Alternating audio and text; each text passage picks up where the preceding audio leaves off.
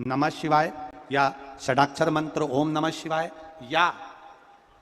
33 अक्षर का मंत्र महामृत्युंजय मंत्र, इसका स्मरण कर कर शिव जी पर देसी गाय का दूध समर्पित कर कर इस बेलपत्री को अशोक सुंदरी वाली जगह पर अगर आप समर्पित कर देते हैं, फिर आप जिस भी चीज के लिए अप्लाई करें, मेरा देवाधिदेव महादेव आपका हाथ पकड़कर खींचकर आगे बढ़ा ही दे।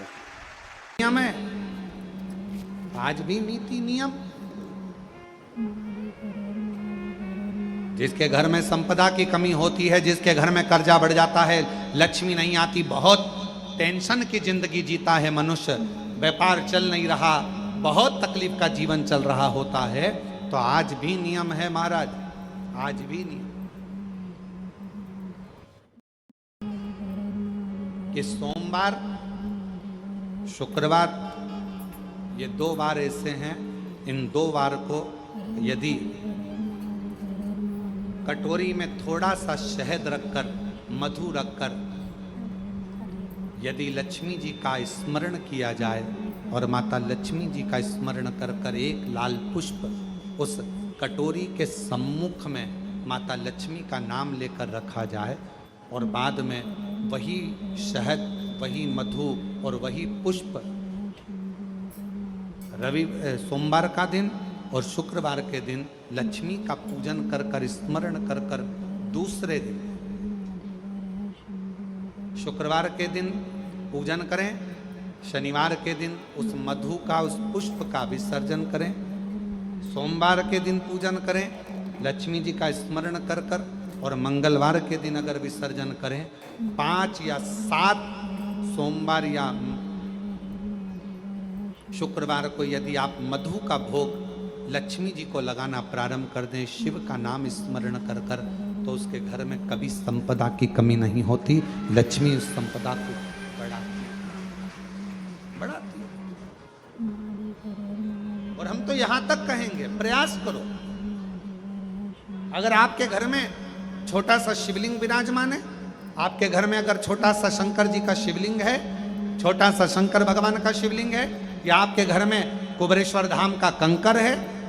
और आपके घर में यदि शंकर भगवान का शिवलिंग है,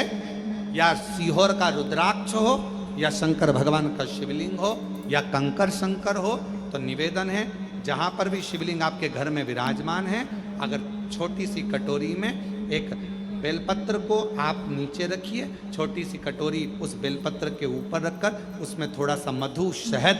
शंकर भगवान की साक्षी में शिव जी के सामने अगर शुक्रवार की शुक्रवार रखना प्रारंभ कर दो,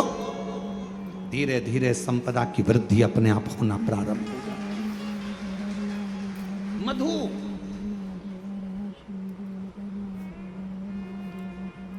कष्ट का जीवन चल रहा हो, तकलीफ की जिंदगी चल रही हो, या तो 5 सोमवार या 7 सोमवार हाथ में दुर्वा, मान लो ये तुमने दुर्वा ले ली, हाथ में दुर्वा, एक बेलपत्र,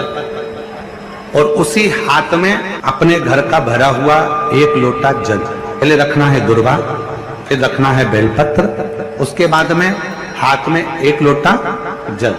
और दोनों हाथों का स्पर्श करते हुए जो अपना पूजन का कक्ष होता है घर के अंदर का, उस पूजन कक्ष की साक्षी में अपने कुल देवता, पितृ देवता और अन्य देवताओं का स्मरण करते हुए, बाबा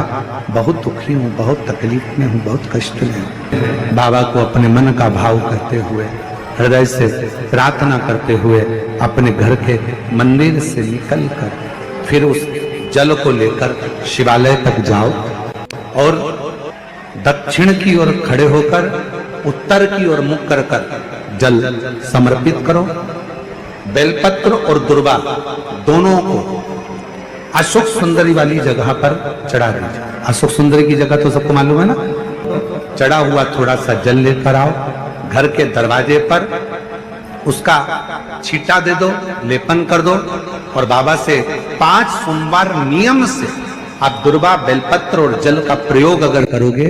5 सोमवार पूर्ण होंगे, जो तुम्हारा दुख है वो समाप्त जरूर होगा, शिव करना जरूर। सोमवार के दिन भगवान शंकर को अगर जल चढ़ाया जाता है तो हमारे घर में शीतलता का अनुभव होता है। अंतर्गत पहुंची और एक प्रकाश नजर आ रहा है। स्वप्न में ऐसा लगा कि मंदिर में गई और एकदम उजाला दिखा। समझ लेना कि तुम्हारा दुख कोई बड़ा था। मेरा शंकर स्वप्न में आकर याद कर कर तुम्हें काट कर जा रहा।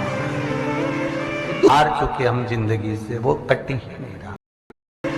हार चुके हम जिंदगी से, वो कटी ही नहीं रहा। थोड़ा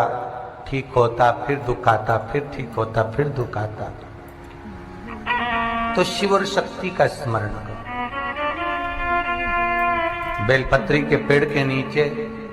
जब भी घी का दिया लगाने जाओ तो 2 बाती एक ही दिए के अंदर, एक चावल का दाना उसमें डालकर अपनी कामना कर कर फिर जलाओ। 3 या 4 सोमवार करके देख लो क्या जा रहा है। मान लो कोई ऐसा दुख आ ही गया कि वो कटने का नाम ही नहीं ले रहा। श्रावण के महीने में केवल शंकर जी की आराधना होती है, और भादो के महीने में शंकर भगवान, पार्वती मैया, गणेश जी, सदानंद कार्तिकेय जी, अशोक सुंदरी, भगवान शंकर की 5 बेटियां जया, विषहरा, श्यामली बारी, दौतली, देव, ये सब प्रसन्न होती है। ये फुलेरे में जो मालाएं लगती हैं, ये फुलेरे में जो फूल की मालाएं लटकाई जाती है, ये भगवान शंकर की बेटियों के भाव से तुमरुका जी बाच रहे हैं। जिन तुमरुका जी का घोड़े का मुंह है,